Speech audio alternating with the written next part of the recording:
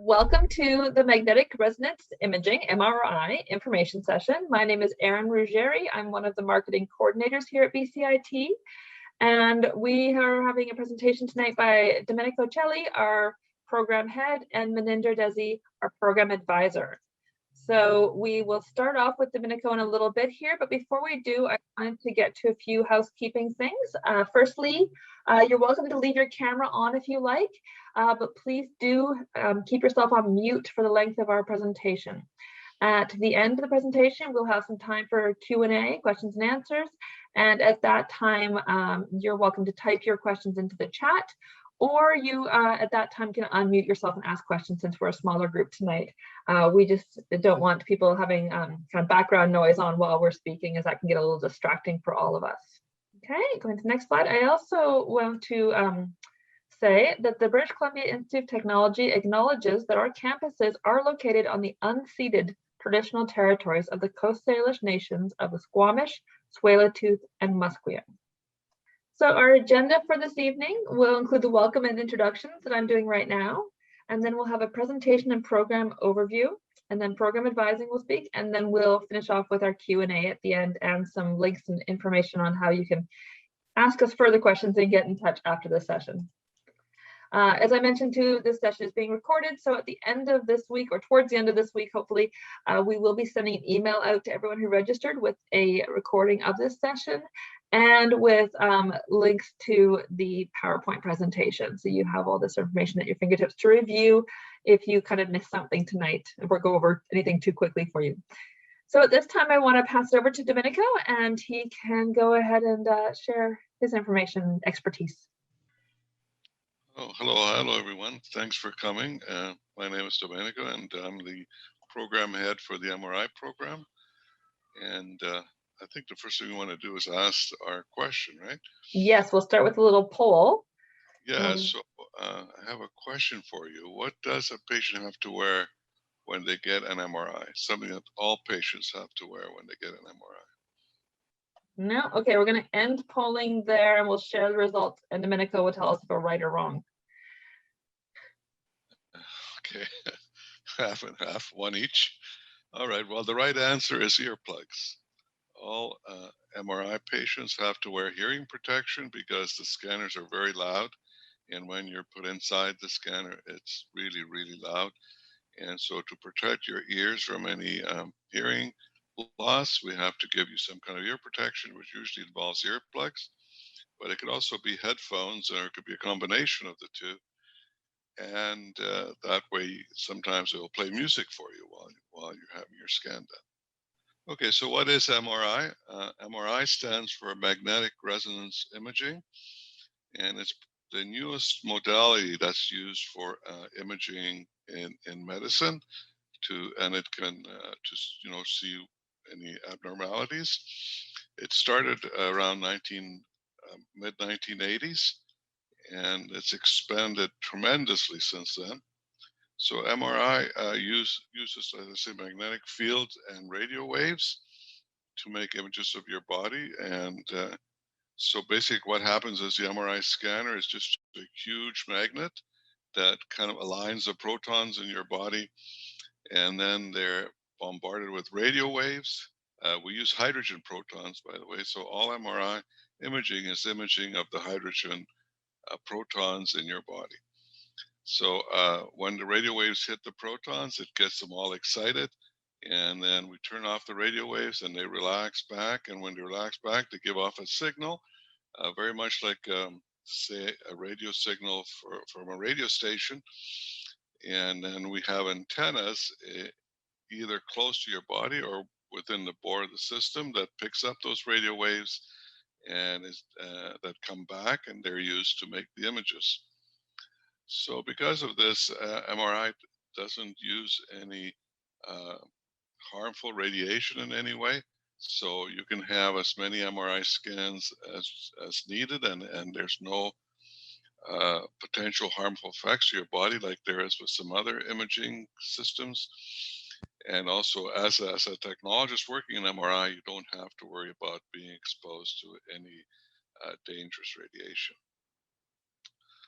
So MRI is very good at imaging everything and anything. I don't think there's any part of your body that we can't image with MRI. Everything from your brain to your sore little toe, we can image, and the images are really, really high quality. What makes MRI different from the other modalities is that it uses three different uh, factors to produce an image, whereas all the others just use one. For instance, X-ray, you're just imaging the transmission of the X-rays through your body, but with MRI, you're imaging three different physical changes that happen.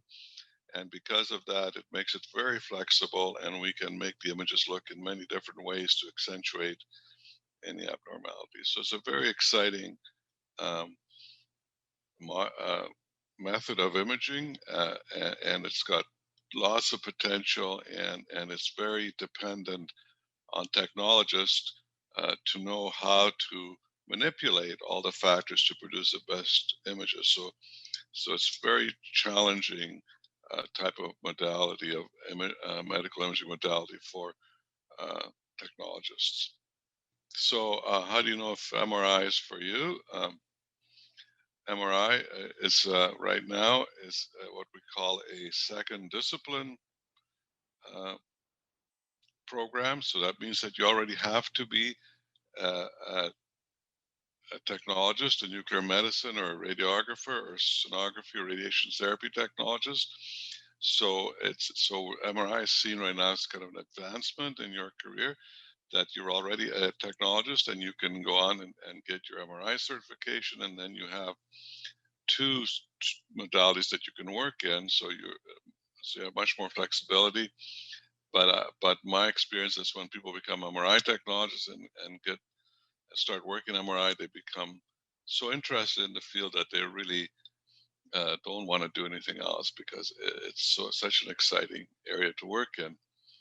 So so if you're interested in advancing your career, if you're able to work independently as part of a team, you have to make a lot of decisions on your own. And with MRI, it really depends on you how good those images turn out for the physician, so that the physician can properly diagnose and treat whatever condition that the patient might have. So, so it's very dependent on the technologist, and so you have to really be able to make good decisions on your own. You work with a team, of course, as well, with the whole medical team. For instance, if you're doing an ICU patient, you may have nurses and respiration therapists, et cetera, doctors. So, so you all work together to for the benefit of the patient and diagnosing what it is the patient has. And working under pressure is really important, because MRI is uh, kind of a high pressure area, because it's very stressful to patients. So you can imagine that you're putting a patient into this uh, big kind of tunnel that's sort of like a coffin, and then you're bombarding it with all these loud sounds, and so the patient is going to become stressed very easily. So you kind of have a lot of pressure to get it done quickly and efficiently, and to try to keep the patient calm and relaxed so you can get the imaging done. And also sometimes you're working with patients who are very sick, and but the physicians really need the information, so they bring them down to a scanner, and you've got to get the scan done, but you got to get it done quickly, because the patient has to go back to ICU, let's say, and have the proper care, because bringing him to MR is always like a compromise, and then you're kind of exposing the patient to potential problems if you don't get it done, and the patient goes on their way. So to become an MRI technologist, you have to, as I said, have a diploma in nuclear medicine, medical radiography, sonography, or radiation therapy. And then if you have that, you will automatically get accepted into the MRI program, and first come, first serve. So there's no kind of competition like there is in some of the others. If you have the minimum requirements, you will get in. But depending on the demand, you may have to wait a term or two before you start. and you have to be also registered with one of the recognized professional organizations in Canada, like the Canadian Association of Medical Radiation Technologists or Sonography Canada. And you have to pass the MRI screening form. Now, what that is just a form, basically it's a questionnaire, a medical questionnaire, to see if you have any conditions which may make it impossible for you to work in the MRI environment. For instance, if you have a pacemaker, you won't be able to work in MRI. Or if you've had an aneurysm, brain aneurysm clip with a clip that is not MRI safe, then you can't work in MRI environment because the magnet can tug on that clip and dislodge it, and you could bleed. So there are medical conditions which would preclude you from working in MRI. So every one of our applicants gets a questionnaire to fill out to make sure that you'll be safe to work in MRI environment. Because of the very strong magnetic fields, it can cause problems in some situations, and we don't want you to go through the program and then find out you can't work in MRI because of some medical problems. So we always do these questionnaires first, just to make sure. So MRI is right now is a part-time online program. So that means you can work as a technologist and do the MRI program at the same time. You never have to come to BCIT. The only stipulation is that there's a 16-week clinical, where you have to take 16 weeks off whatever job you have and work full time in an MRI department to do your clinical rotation. There are 6 courses online, and generally it takes students just under 2 years to complete the whole program. So the first term you would do 1 course, the next term you would do 2, the term after that you do another term, and then the term after that you would do 1 again, and then you would do your clinical, and then you would be done. The nice thing about the program as we have it is that there's an option to get your bachelor's degree with our MRI program. So you have a choice of either getting an advanced certificate in MRI, or you can get a Bachelor of Health Sciences in MRI. So it's up to you which way you want to go. Either way, you will become an MRI technologist. The only thing is that with the bachelor, that gives you more options to, if you're interested in management or teaching, it helps you to go in those directions. The other good thing is that you don't have to decide right away. You can do your MRI program and then decide a year later, 2 years later, that you would like to get your degree. And so you can come back and get your degree, and you can apply all the credits in your MRI program towards the degree. And you just need to do 7 what we call core courses to get the degree, and then you're done. So it's a really good benefit that way.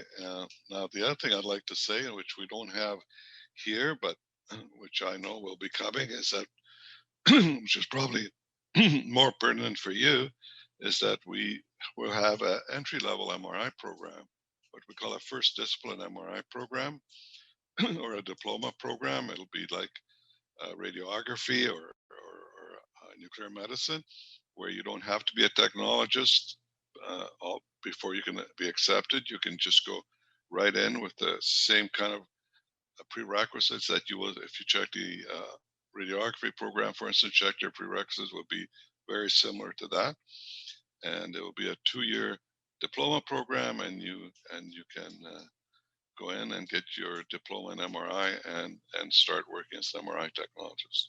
So we're hoping to start accepting applications for that next spring in 2022, and the first class will start in January 2023.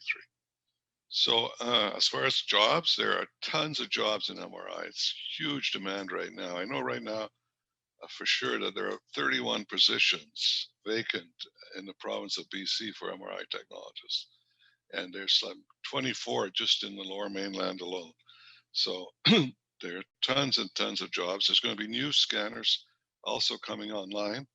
there's about 40 scanners in BC right now, and within the next 2 or 3 years, there'll be 45. So it's continually expanding and growing, and there's a really big demand for MRI technologists. You know, they're just crying right now for technologists. So it's a great field to get into as far as you know, demand and being able to have a career, you know, a good paying career. Okay, just a couple of testimonials. I think most of our grads are quite happy with the program. Our graduation rate or rate of people have passed the certification exam, because once you've done the whole program, you still have to write the national certification exam to be able to work in MR, just as you do within the other medical imaging fields. And we have about a 91% pass rate. So the vast majority of our students do fine with the exam. And, you know, in the end, that's what counts, because without passing the certification exam, you can't work in MRI. So I think we do really well that way, and I think most of our students are quite happy with our program.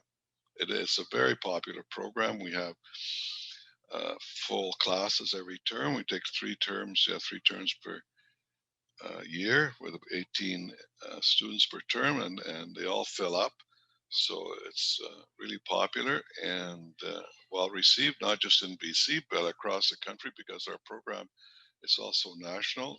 We have students from many other areas of Canada besides BC. Great, thank you, Domenico. That was a lot of good information. We're going to pass to Maninder next, and then we will get to some questions and answers. I'm sure you guys might have some questions at the end.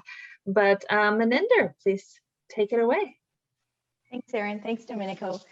Good evening, everyone. I'm going to do just a quick overview of the admissions and let you know about some of the student services that are available to you at BCIT. Domenico made a great announcement, which we'll kind of cover in a couple of slides here as well. Erin, next slide, please. So as Domenico mentioned, there's 3 intakes a year for this program. Due to high demand, though, at the moment, the September intake is no longer accepting applications. So for the January intake, for January 2022, we will start to accept applications on September 20th.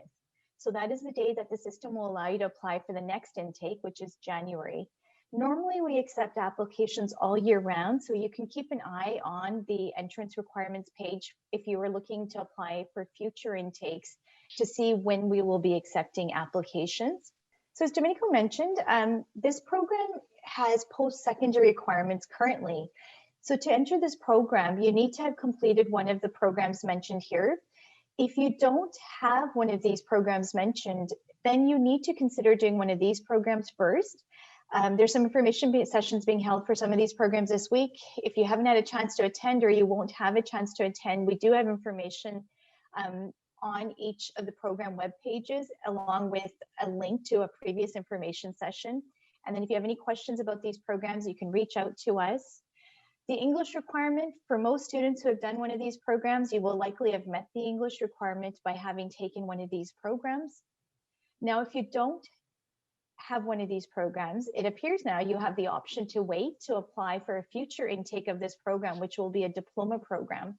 So if you don't want to do one of these programs first, and you want to wait for the January 2023 intake, you could probably contact us and we can assist you with figuring out what courses maybe you can get working on now to prepare for that particular intake. So those are some things for you to start thinking about if you fall into that category. All right. So once again, this was mentioned as well, but we just want to quickly let you know there's a couple of non-academic requirements which are required for this program. So the safety screening form will ask you multiple questions to ensure that you have you meet the criteria to be in this profession, and you have to be an active member of CAA MRT. So we quite often will get inquiries from applicants from other parts of the world, really outside of Canada, and this is something sometimes they don't fulfill. So if you are an international applicant inquiring about this program, I hope reviewing these academic and non-academic requirements is giving you a better understanding of what you will need to have to qualify for this program.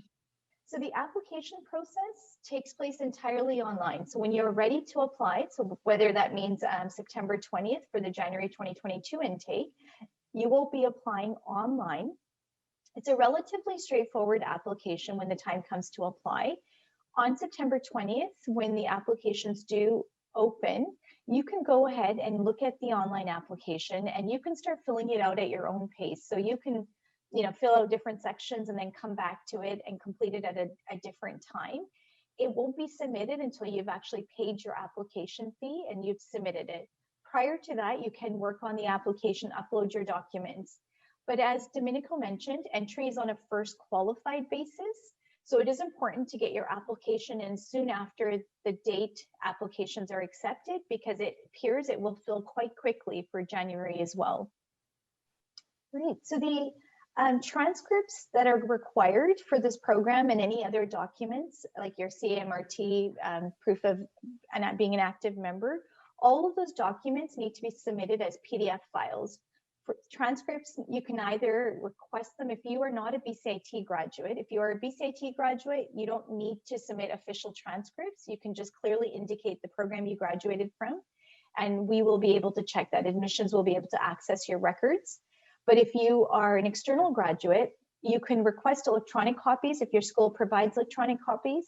If they do not, you can then ask for a transcript to be sent to you. And then you will need to open up your envelope. I know this is something that everyone's a little bit leery of always doing, but you can go ahead, open the envelope of the transcript they've sent to you, either scan or take pictures of your transcript of all the pages, and then you're gonna save that as a PDF and you're gonna upload that file as part of your application. There are some schools, I do know that sometimes students will say, my school will not send a transcript directly to me. If that is the case, that's okay. Upload an unofficial copy. And even though I've said here, mailing in transcripts not recommended, in this case, you're okay to send the transcript directly to BCIT. I always say to maybe attach a cover letter with your unofficial transcript and indicate on there that you've made arrangements for the official transcript to be sent to us. Great, so now we're going to move on to the student services that are available to you at BCIT. We really like to highlight this section because we want our students to know that BCIT is not only here to ensure that you succeed academically, but that you also succeed in your personal life as well, which really will impact your academics at school as well. So BCIT applies the 8 dimensions model and provides services and resources and support of each area of this model to ensure your well-being. There are a number of key services that are available to you as a prospective student, and then many more that will be available to you once you actually become an enrolled student at BCIT.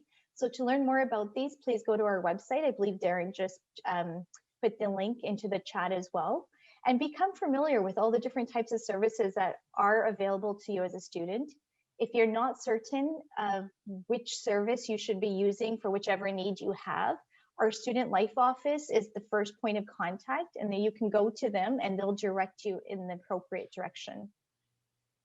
For those of you that are prospective students, some services that you can maybe start looking into is our student financial aid and awards to see if there's any, bursaries, awards, or if you need to apply for a student loan, if that's possible, and what that looks like as well.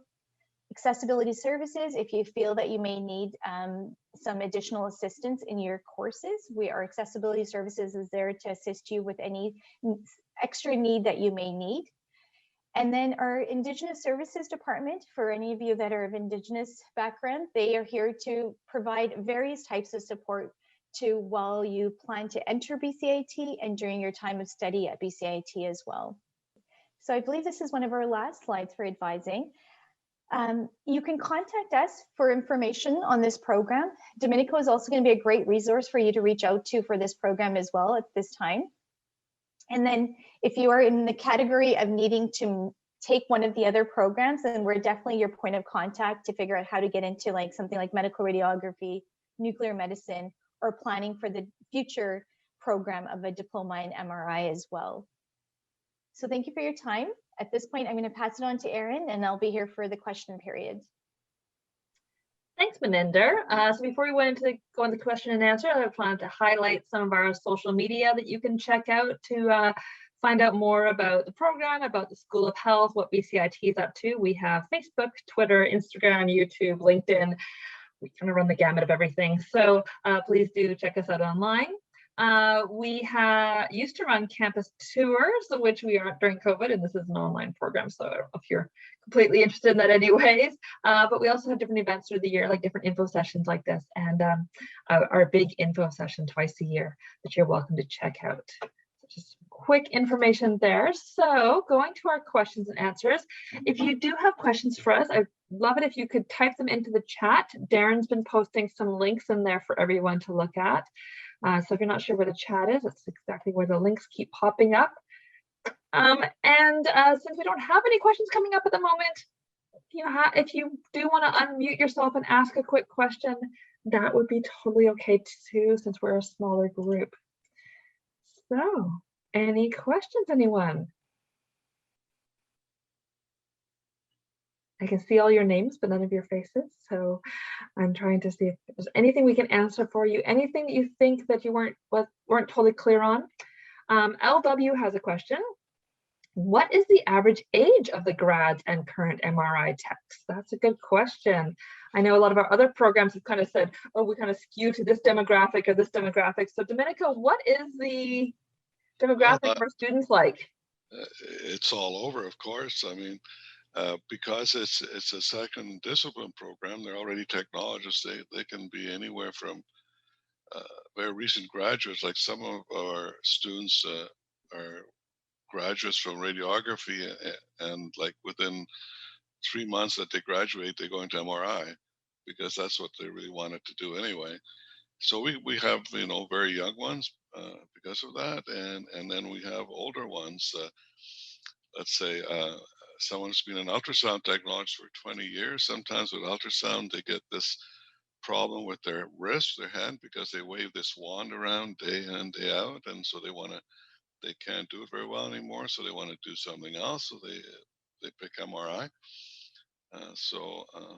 You know, or you know, just lots of radiography techs going to MRI just for, you know, for a change.